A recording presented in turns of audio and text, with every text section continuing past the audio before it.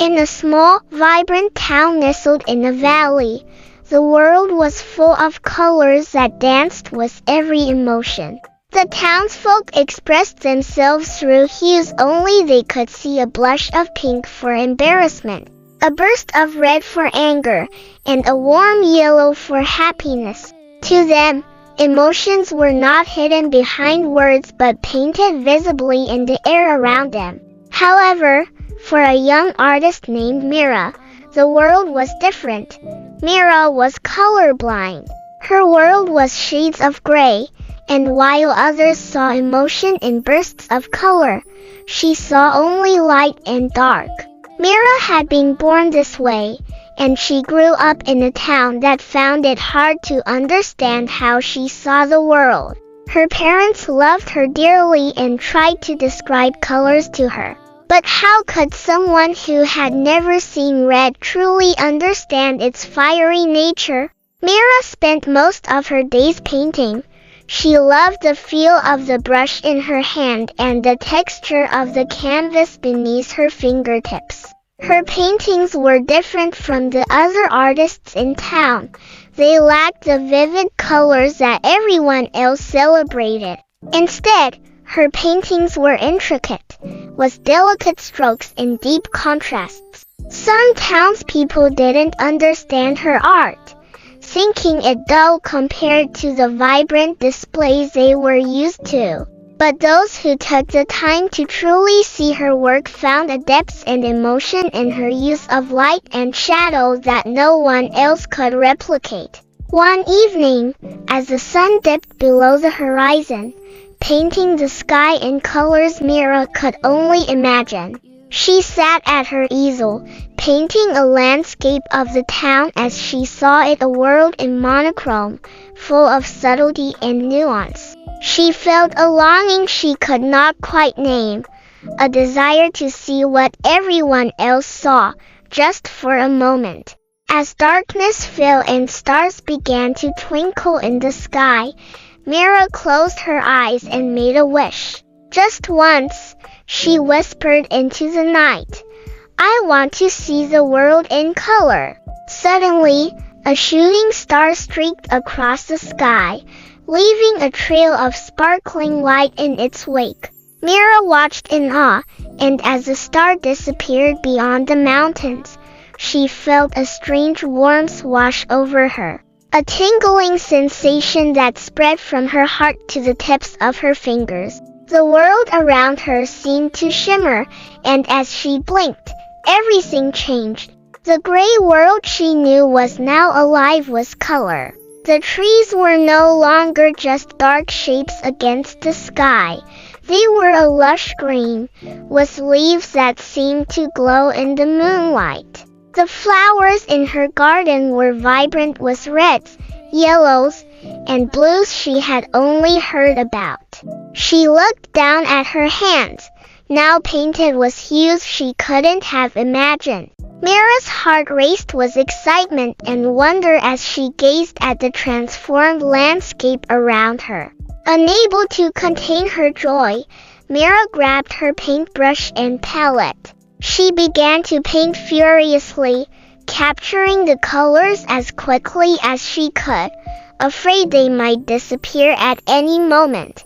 Every brush stroke felt like a new discovery: the fiery orange of the setting sun, the deep blue of the night sky, the soft pink of a blooming rose. Her canvas came alive with the colors of the world, emotion spilling onto the fabric in a way she had never experienced before. Hours passed like minutes. The moon hung high in the sky, casting a silver glow over Mira's studio. She painted with a passion she had never known, her heart pouring into every stroke. But as the first light of dawn crept over the horizon, Mira felt the warmth that had filled her begin to fade.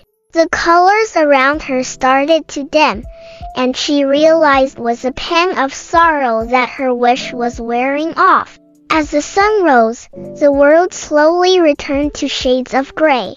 Mira's heart ached, But she did not stop painting until every last trace of color had vanished.